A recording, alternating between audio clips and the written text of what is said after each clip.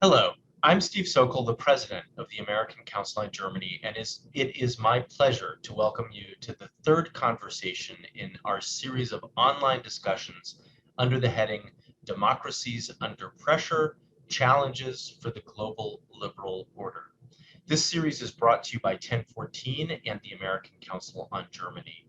Katja Wiesbach-Donovan and I, as well as our colleagues at both organizations, are delighted that our online programming is of such great interest. And so we thought that we would keep up the events that we've been doing together and continue to address timely and important topics like energy security. Energy security, of course, is not a new topic, but the war in Ukraine is impacting the energy market and exacerbating concerns over energy dependence. As part of its war effort, Russia is hitting Europe where it hurts by cutting gas supplies. Germany recently reported that it is receiving 60% less gas through its Nord Stream 1 pipeline. Robert Habeck, the German Federal Minister for Economic Affairs and Energy, said that he does not believe Moscow's official explanation, which blamed repair work and missing parts for the reduced gas flow. Just yesterday, Minister Habeck, announced that Germany will reactivate coal power plants in an effort to reduce gas consumption and that it will continue to fill its gas storage facilities. The Netherlands also announced it will allow coal-fired power plants to fire up at full speed due to falling Russian gas supplies. So against this backdrop, we'd like to hone into questions like, what are the challenges of being energy independent in an interconnected global economy? What does the war in Ukraine mean for energy security in Europe? And how are governments and citizens reacting to the current situation? To help us address these questions, we're joined by two energy experts, one from each side of the Atlantic.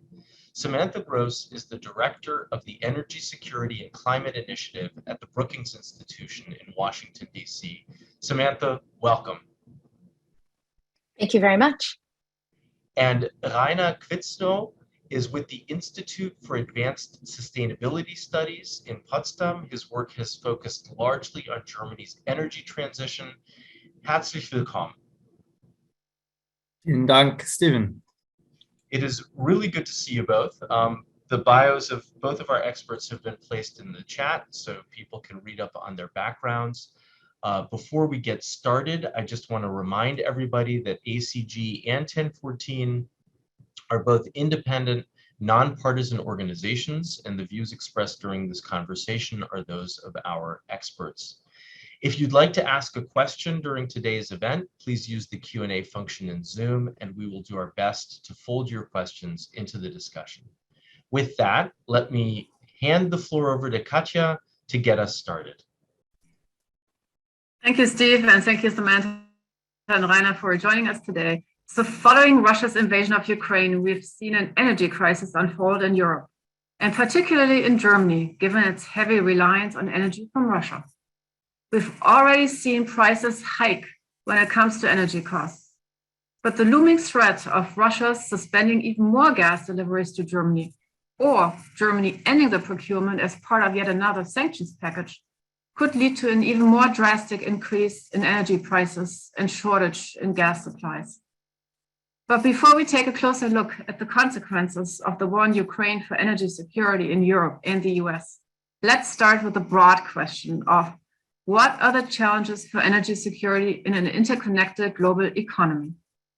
So we see a revival of geopolitics, and with that, geoeconomics, as economic power is one of the tools in international affairs. Energy especially is a critical commodity for the economy, but also for the well-being, if not survival, of individuals when you, for example, think of heating homes. Samantha, in a Brookings blog on April 20, you explained that high gasoline prices are not just a result of the war in Ukraine, but rather started to rise well before the invasion.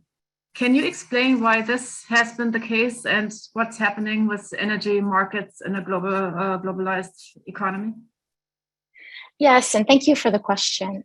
And thanks for the invitation today. We actually did see energy prices, oil and natural gas prices, rising prior to Russia's invasion of Ukraine. And an important reason for that is that energy demand rebounded really quickly after the pandemic. We're still in the pandemic to some extent, but for the large part, we're traveling again, we're meeting again, people are out again. And so we've seen energy demand, particularly oil demand for transportation, really rebound. But the problem is supply didn't rebound quite as quickly. We remember that oil prices just cratered during the pandemic. We even saw here in the United States, for a very brief time, a negative oil price at one of our trading hubs here. And so it has taken a while for demand and supply to rebalance, even before the invasion made things even worse. Yeah, thank you. And let's take it over to Rainer. So Rainer, I think you've been worried about the future of EU-Russia energy relations for a while now.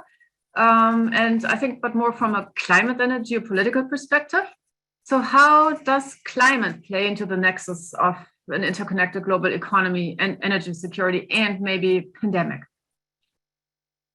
Well, I mean, first of all, I mean, climate change and the climate crisis means that ultimately we will have to phase out fossil fuels. So that means that, you know, in the hopefully not too distant future, the dependencies in the fossil space will ultimately come to an end or be reduced over time and then come to an end. So it means climate change and the fight against climate change means that we will be phasing out those dependencies.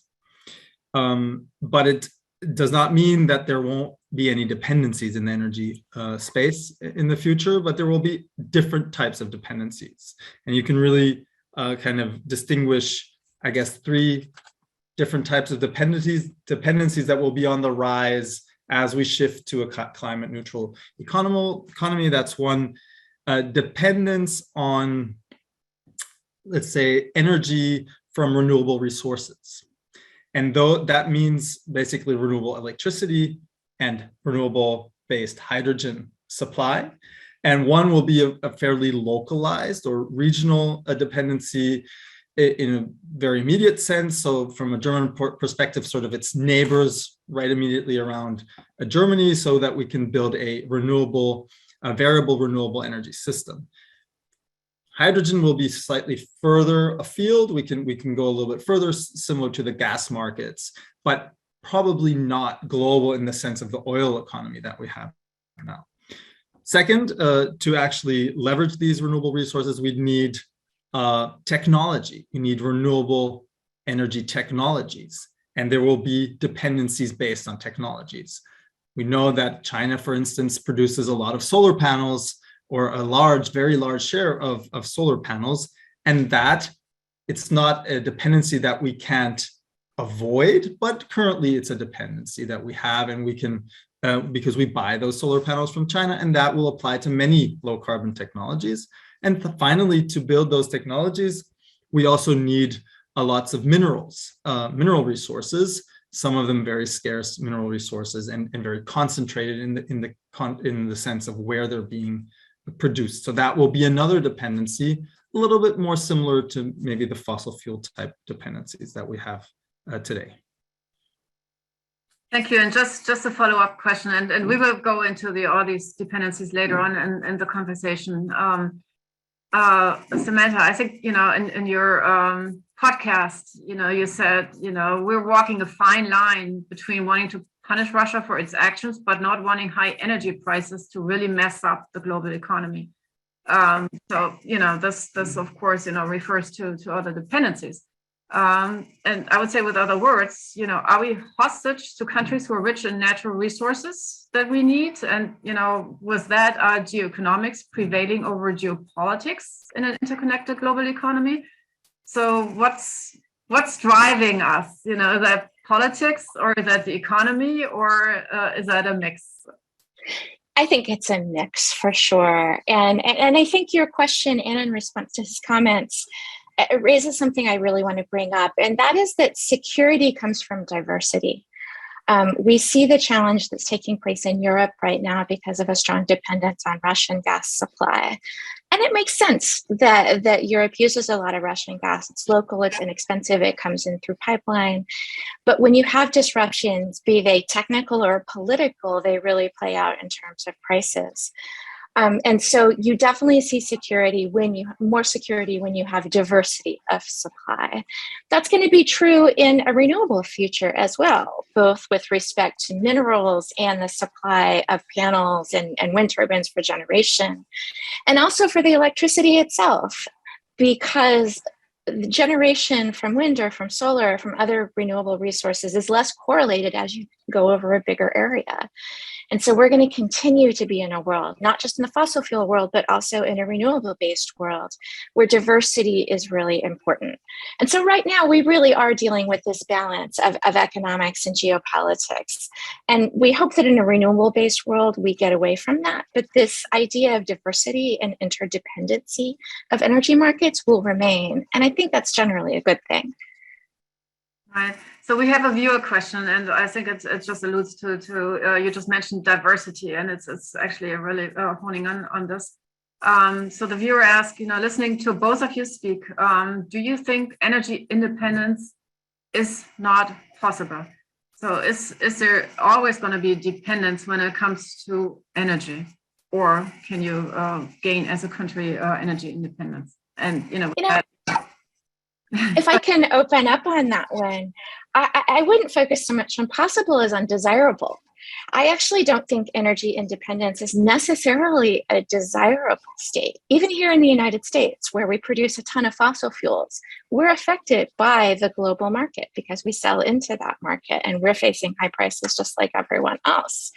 I think that stability lies in diversity, in interdependency, and both the fossil and towards the renewable-based world that we're faced with. So whether it's possible or not, I think depends on where you are. But I think whether it's desirable or not is universally not necessarily. Anna, do you have I would that, and then I head over to Steve. Yeah, no, I would agree with Samantha that we cannot and we probably don't want to end all dependencies or interrelationships with other countries, whether it's in the energy field or any other field. I mean, this is part of sort of stabilizing the global economic system, the global political system, that we have to work together. And clearly climate change forces us to work together more and more. So also for that, we just can't avoid that sort of interdependent world. But I do think it's important maybe to avoid so-called asymmetric dependencies, where you have one player sort of dominating the relationship. And this is more or less what Europe has set itself up with Russia, is that the European Union, especially Germany, is very heavily dependent on Russian gas. And this was not a healthy relationship.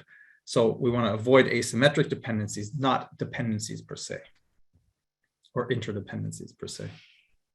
So maybe picking up on points that both of you have raised, you've talked a little bit about dependence, but you've also talked a little bit about diversity of energy sources. And, Raina, you just mentioned Germany's dependence on Russian gas, but of course, Germany was also dependent on other sources of energy from Russia, not just gas, but it's most dependent on gas. And so before we sort of dive into the actual implications of the war in Ukraine and what that means for energy security, what that means for the future of Europe, I just want to drill down on one point. A little bit earlier, Katja mentioned a Brookings podcast, Samantha, that you did. In one of those podcasts, you talked a little bit about the difference between fossil fuels, crude oil on the one hand, and natural gas on the other, because I think far too often we end up grouping these things together and just thinking about energy and not really parsing the kind of diversity that I think that you're talking about. Can you maybe start by helping us understand the different sources of energy, and that not everything, for example, is used for electricity? and just help us understand that so that we don't get confused in the process as we continue the conversation today. Yeah, I think the important fossil energy sources to talk about right now, given the state we're in, are oil and natural gas. Oil is primarily a transportation fuel in the energy sense. It's also used as a raw material for chemicals and a million other things. But in an energy crisis, we should focus on it primarily as a transportation fuel. It's not particularly used in electricity generation, and it's traded globally. And so those are some important things to remember about oil. Whereas natural gas, in Europe, it is used in some countries more than others to produce electricity. Germany is a bit on the low side with natural gas and electricity, and other countries are higher.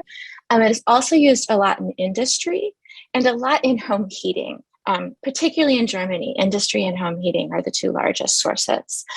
Natural gas is not traded as much globally as oil is. We see natural gas going to consumers in two different ways: through pipelines, as Russia sends its gas to Europe, and then also over the water as liquefied natural gas, or LNG. So what is happening right now? The Russian gas has gone to Europe through pipelines, and we're seeing global LNG supply try to take the place of some of that Russian gas, both gas that Russia is cutting off to European consumers, and also gas that European consumers would prefer not to buy from Russia. There's sort of a two-way street happening here. But there's not really enough natural gas on the water to make up for that supply. And so this is why we're seeing a more localized natural gas crisis among countries that use a lot of liquefied natural gas, whereas the oil crisis is global because those are traded on global markets. And the two aren't really fungible because they're used for very different things. So you hear oil and gas lumped together. They're often produced together. The same companies tend to produce them, but they're used quite differently and their markets sort out quite differently. So this is probably a good place to stop and let you keep asking questions, but I hope that background helps. Yeah, I think that helps a lot, and it seems as if the real crisis that we're seeing in Europe right now is a gas crisis. I mean, this is where we're seeing real tensions unfold between Moscow and the rest of Europe. For example, Gazprom has ended its shipments of gas to Poland, Bulgaria, Finland, the Netherlands, and Denmark. As I mentioned earlier, some of its supplies to Germany have been reduced. And so this is putting a tremendous amount of pressure onto European countries. Seems to be okay now. Today's the first day of summer. People aren't really worried about heating their apartments at the moment, but there is a lot of concern about what things will look like in the fall, in the winter, and how certain countries will be able to sort of build up their gas supplies and gas storage for the winter ahead. And so I'd maybe like to start by kind of getting each of your assessments on the energy security outlook for Europe as you think about how things will unfold in the coming months. Rainer, perhaps we start with you and then go over to Samantha.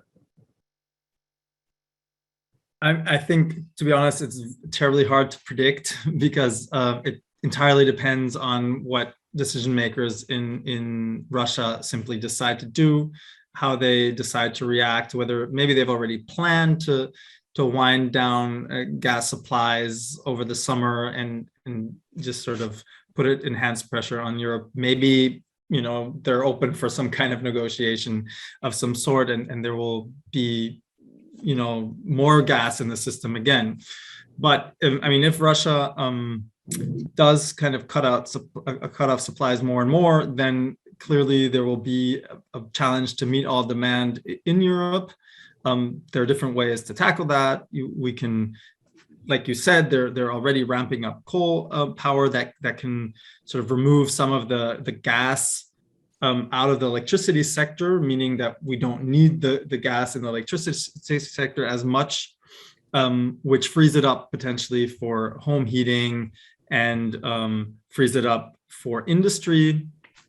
But if supplies are not sufficient even to supply those two sectors alone, then we're looking at things like well, certain big consumers in industry potentially going offline and using less gas. Germany's already thinking of an auction model for that. So actually paying those producers that are willing to do that, sort of providing them with compensation, and those that require the least compensation for the most amount of demand reduction, they get that compensation while the others continue consuming.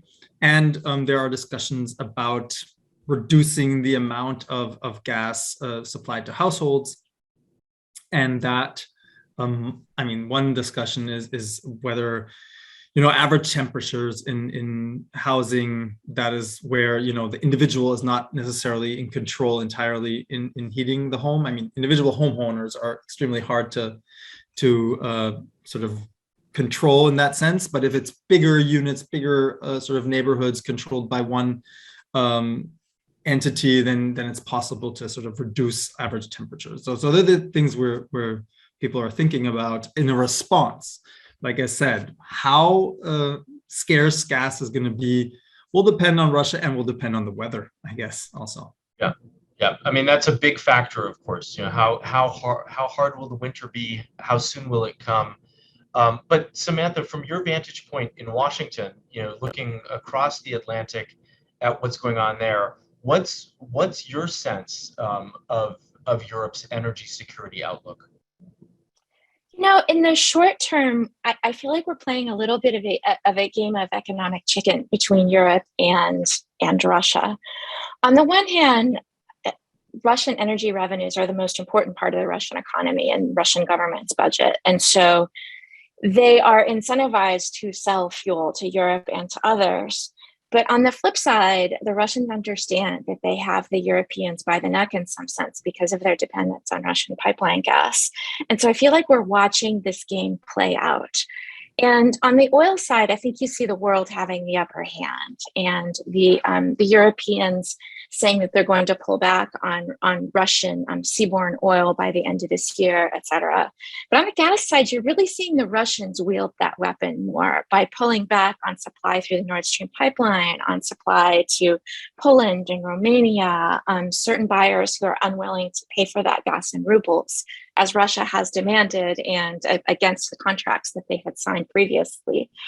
And so really the question is, does Russia continue to use that weapon or not? And is it worth it for them to use that weapon, given that they're going to lose revenues by not selling that gas? But one reason for a bit of pessimism from me is if you look at the revenues that Russia makes from both oil and gas, they make about 3 times the revenues from oil as they do from gas. And so gas is a less important part of the revenue picture. And my second point on that is because oil prices are so high, even though Russia is selling less oil right now, not because it's sanctioned, but because it's more unwanted, unpopular in the world right now. But Russia is making more money off of oil than it did in the past, even though it's selling less of it. And so right now, at least in the oil and gas sector, sanctions and this Russia as a pariah state are not cutting back on their revenues. And so that gives Russia some room to run. I'm playing with Russian gas supply. I'm playing with European gas supply. Sorry about that. And so I'm concerned. I won't lie, because I think they have some room to play with it and are clearly incentivized to do so. So maybe putting this into the global context, if you will, is China profiting from sort of some of these fluctuations in the market, the availability of cheaper oil, for example? I'll take a little bit of that. You are seeing China buying some more. You're also seeing India buy a bit more Russian oil than they had in the past. And so you're seeing some of that happen. But I want to bring up the idea of tankers, both LNG tankers, oil tankers. If you're shipping oil that has gone to Europe, to China, or to India, that's a longer journey, which means that you're going to need more tanker capacity in order to keep that supply going. And that tanker capacity isn't sitting out there waiting for Russian oil. Actually, it's difficult to come by right now. And it's difficult to insure tankers to ship Russian oil at all. And so you are seeing that, but slightly less that you would expect. And on the natural gas side, you might think that, well, okay, let's send the gas east to China instead of west to Europe from Russia. But the thing is, those gas systems don't hook up in the middle. There's actually no physical way for Russia to divert gas from European supply to Asian supply because they don't have the pipeline capacity in place to do that. And so that's not happening right now.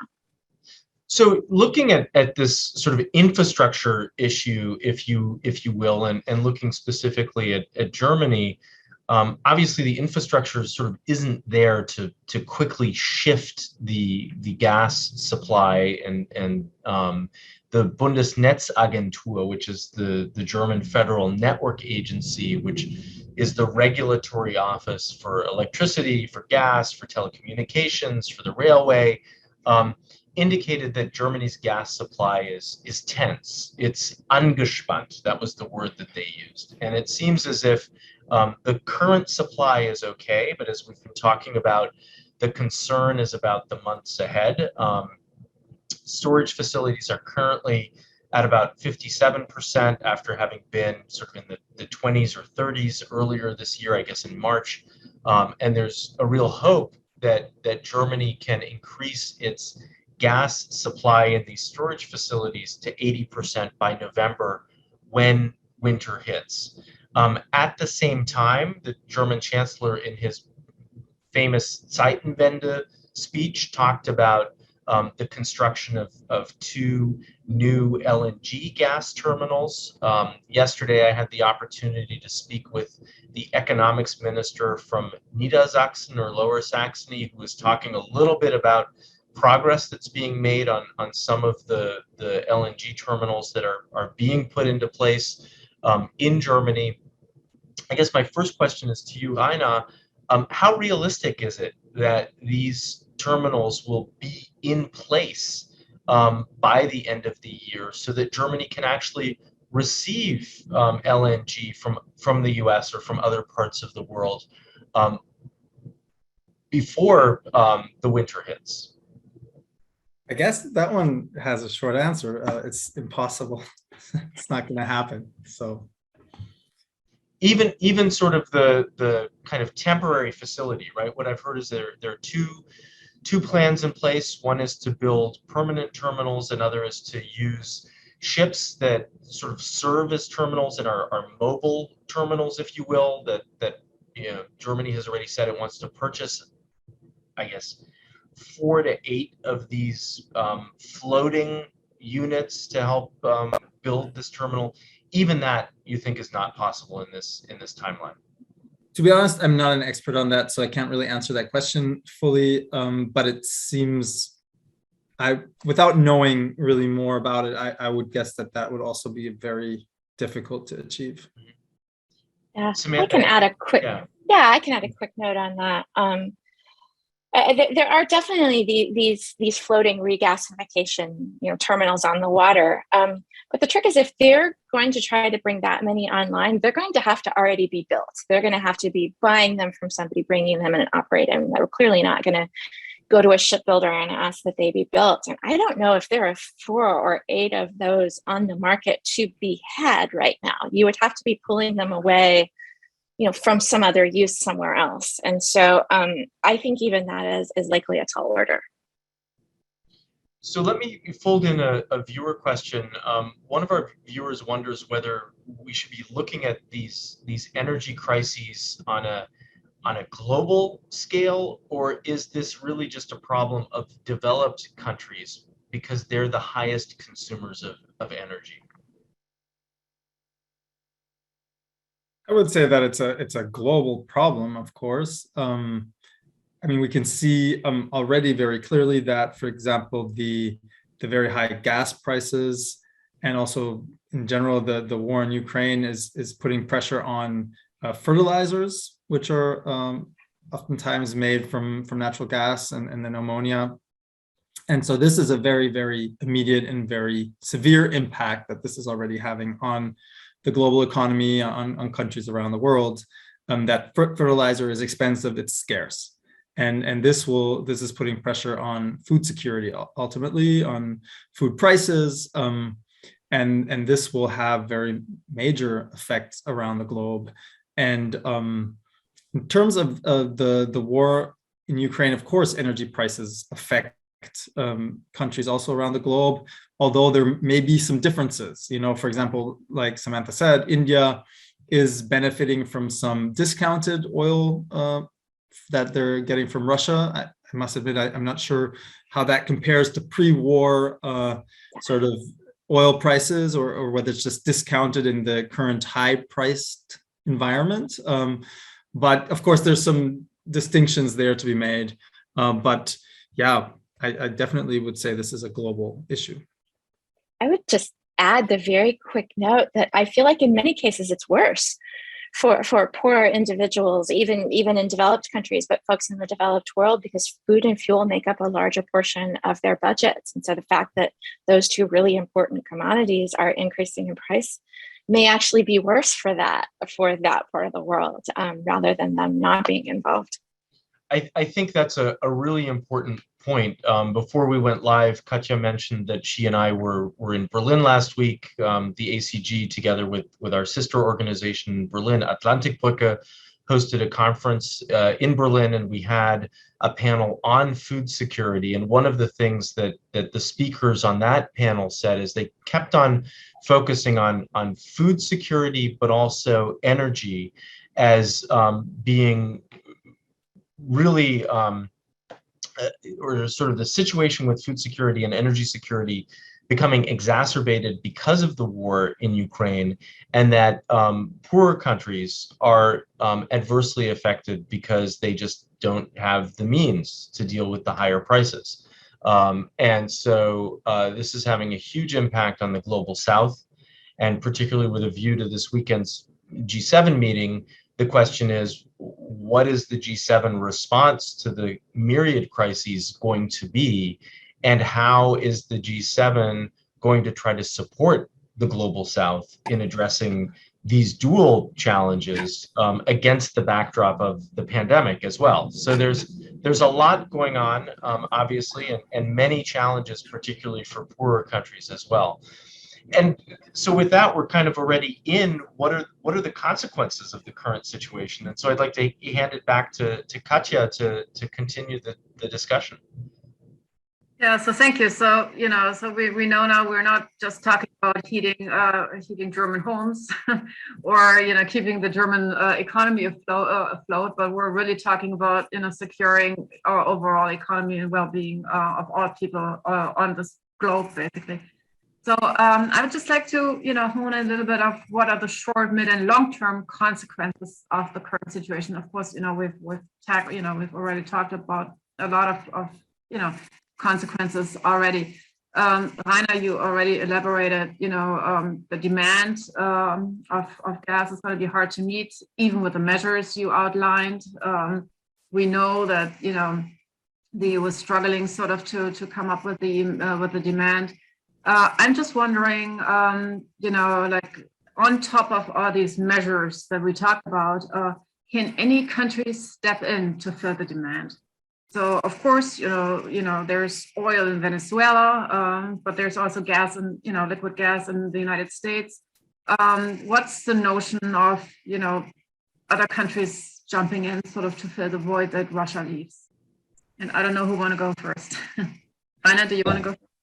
I mean, I can just make a few comments. I think that, we're already seeing some countries jumping in, like Canada and the US exporting more LNG to Europe, and Qatar also in the Middle East jumping in. To a certain extent, it's also a matter of shifting.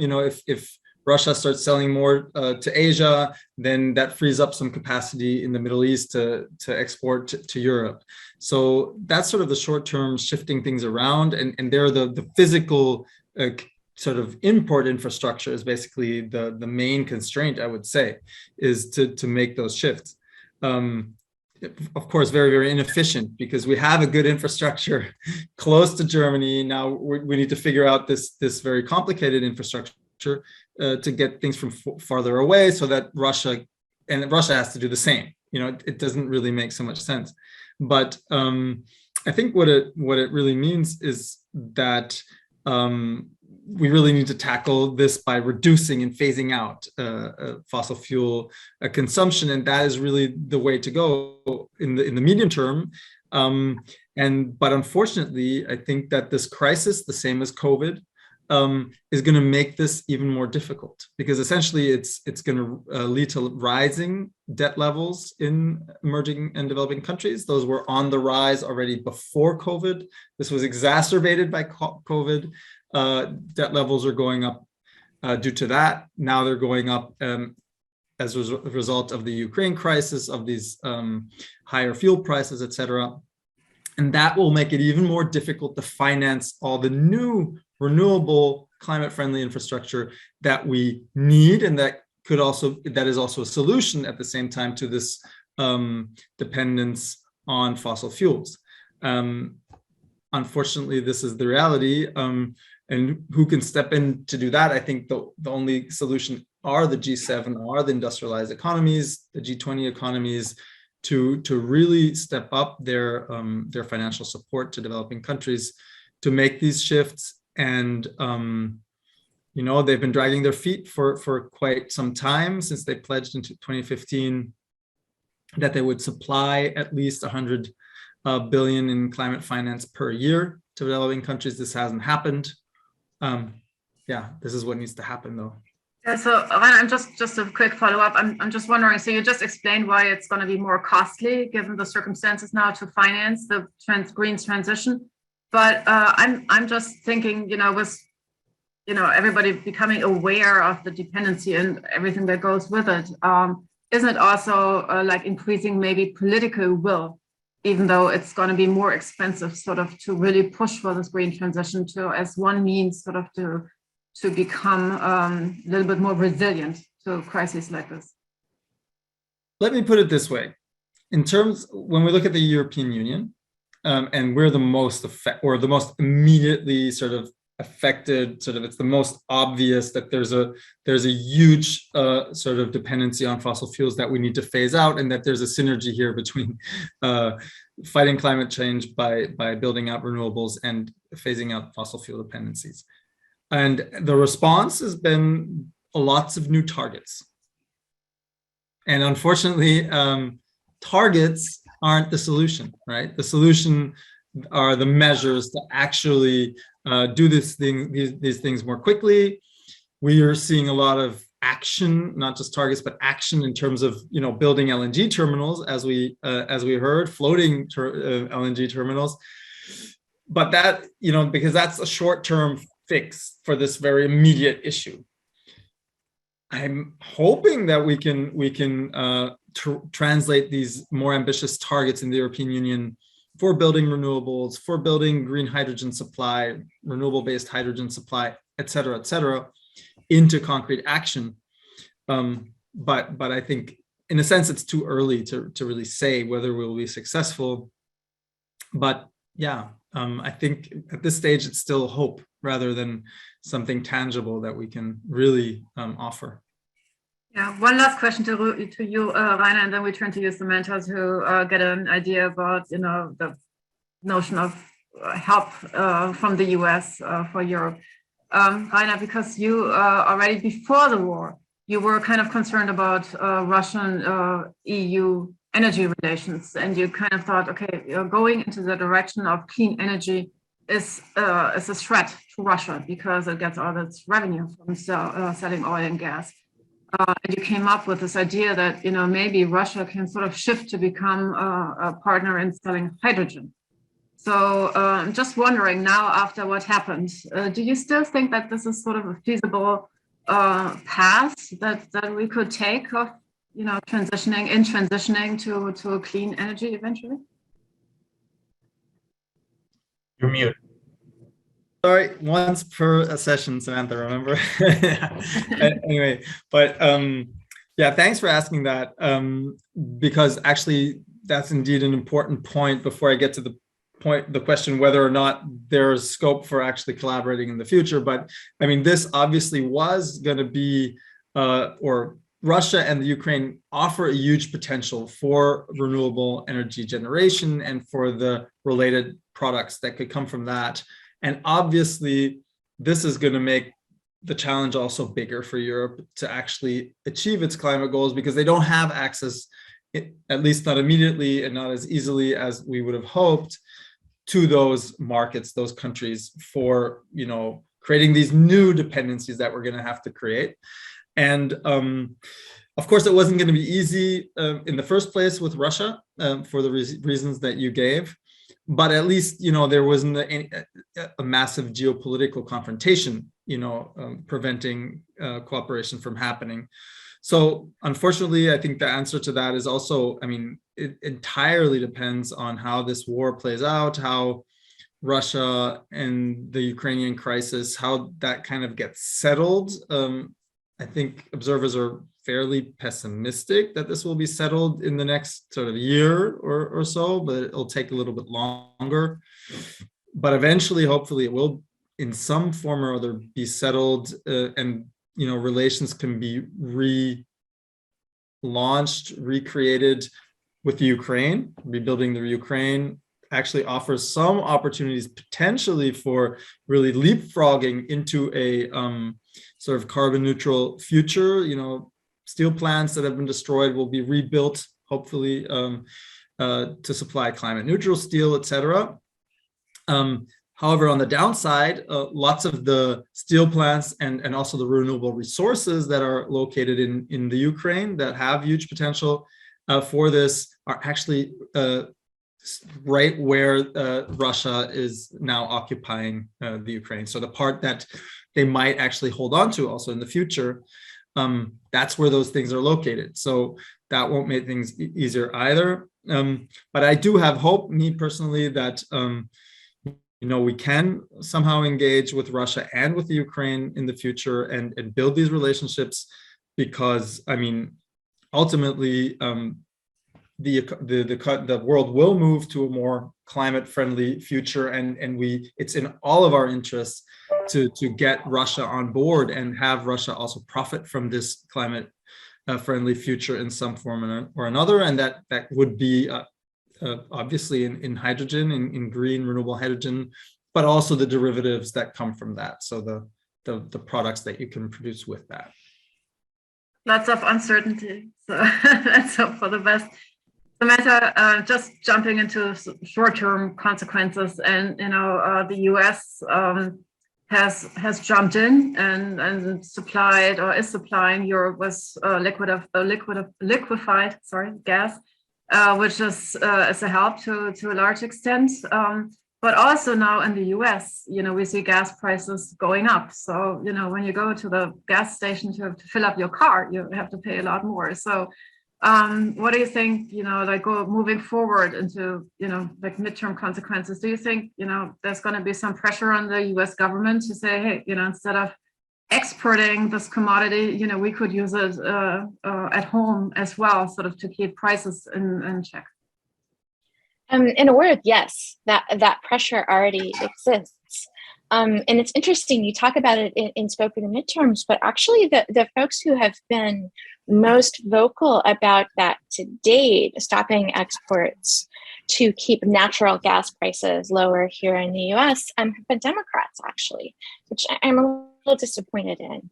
I have written myself, and I feel really strongly that we need to continue those exports. You may think we have high natural gas prices here, but nothing like Europe. And I think this is an important part of our foreign policy to help keep Europe supplied and to do what we can.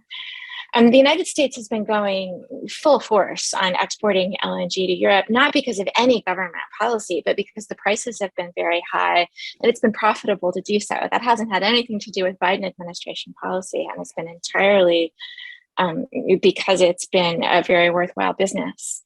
Unfortunately, we had an explosion in an LNG facility in the last few days here in the United States. So we're going to lose some of that supply, and we won't be able to send as much LNG to Europe as we have in past months, which is unfortunate. But I think what you're seeing playing out in US politics that's worth talking about is, and the Biden administration is just in a real pickle on this, because you're seeing the short term and the long term seemingly in opposition to each other. And this kind of builds on, I think what Reinhard has talked about. In the short term, we're stuck with the energy system we have that's reliant on fossil fuels. And so there's a lot of focus right now on getting additional fossil fuel into the system to relieve the inflation, to relieve the price pressure that consumers are feeling, to keep it from flowing through into markets for food and other things that people need, and really harming people's livelihoods and pocketbooks. But the flip side of that is we still need to think about transitioning that energy system to a greener, low carbon or zero carbon energy system. And ultimately, that's the right thing to do to prevent crises like these in the future. If the world had a greener, renewables-based energy system, we might not be having this problem that we're having right now. So clearly, it's the prevention measure for future crises like these, but we have to get there. I heard Energy Secretary Jennifer Granholm speak about this a few weeks ago, and she talked about walking and chewing gum at the same time, to use an American expression. But politically, that's a much more complicated message than is easy to talk about. So you see poor President Biden getting slammed by his left flank, saying, I can't believe you're talking about producing more fossil fuels. We need to get out of that business. And just absolutely hammered from his right side, saying, this problem is happening because you're anti-fossil fuel. At the beginning of your administration, there was a moratorium on new leasing from federal lands, et cetera, et cetera. And none of those lands would be producing now anyway. It wouldn't have made a darn bit of difference. But the poor guy is getting it from both sides, whereas the truth of the matter is that this is a nuanced issue. We have to feed the system we have while we transition it.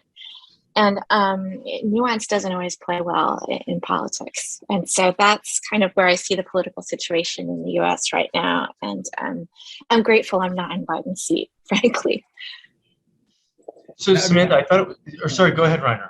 No, I just wanted to comment. I mean, we have a similar situation here in a sense. We have, you asked, isn't there more political will? And yes, obviously in Germany, the Green Party is in power. They want to do this as quickly as possible.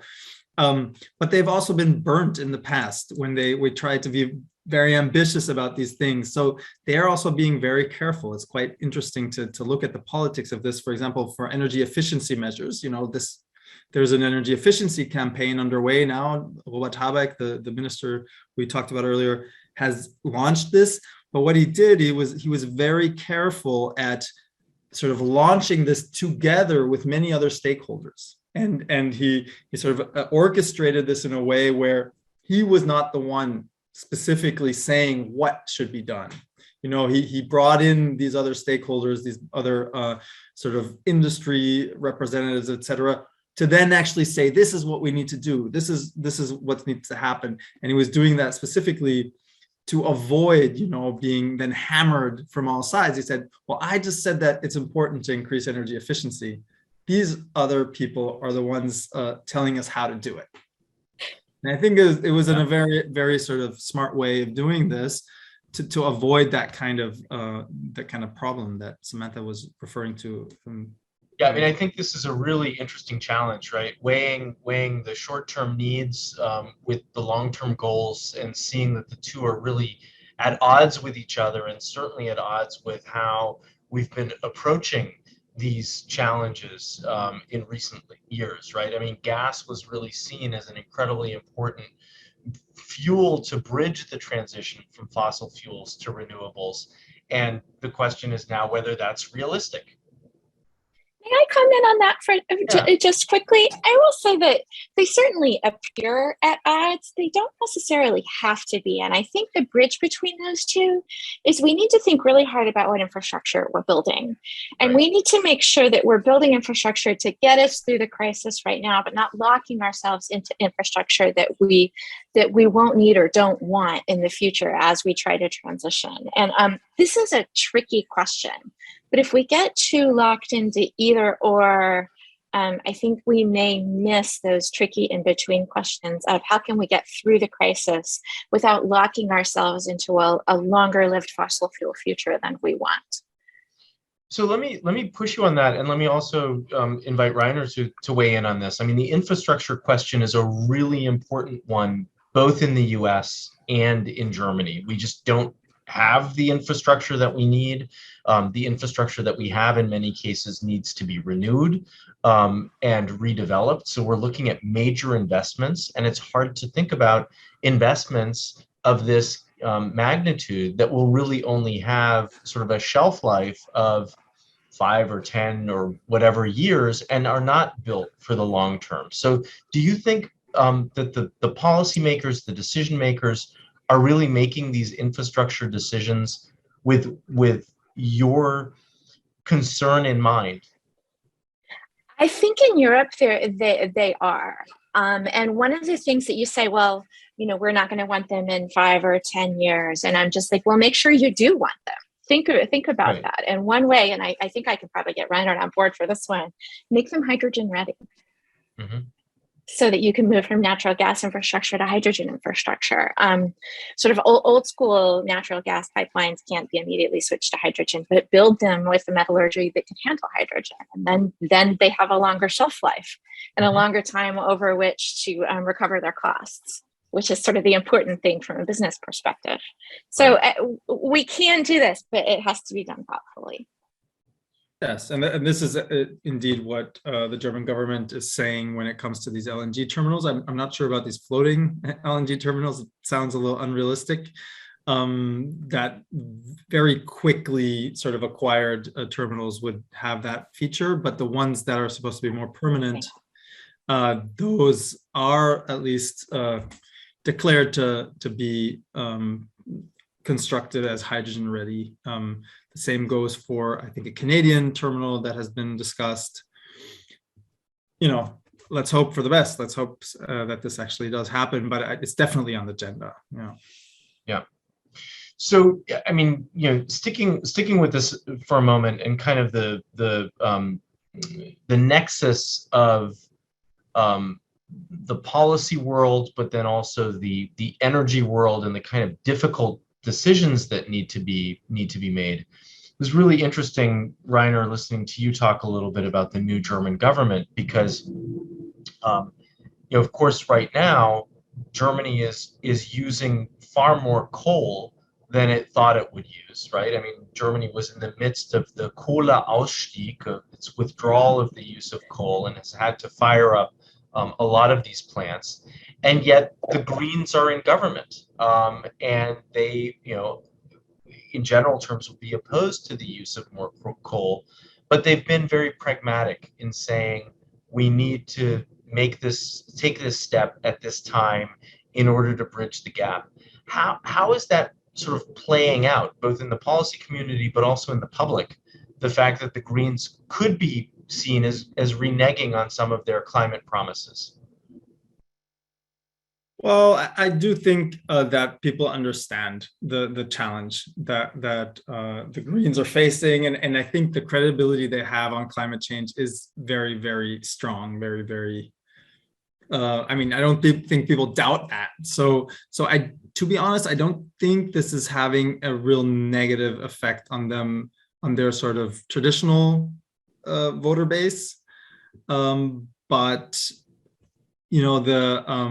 it's more the question whether they can really accelerate the measures like these energy efficiency measures, deploying renewables in a way that actually, is popular and garners support despite the crisis.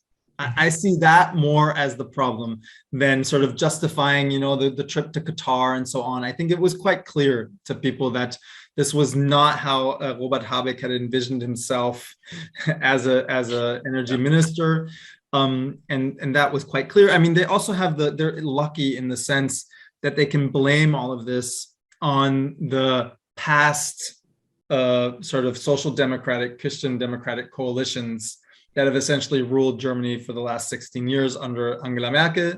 And they can say, we didn't have any part in this. Yeah. And now we really want to change things, but we're confronted with a crisis that was created by these coalitions, by these governments that actually put us in this place. Because at the beginning of Angela Merkel's tenure, we did not buy 55% of our gas from Russia. Right.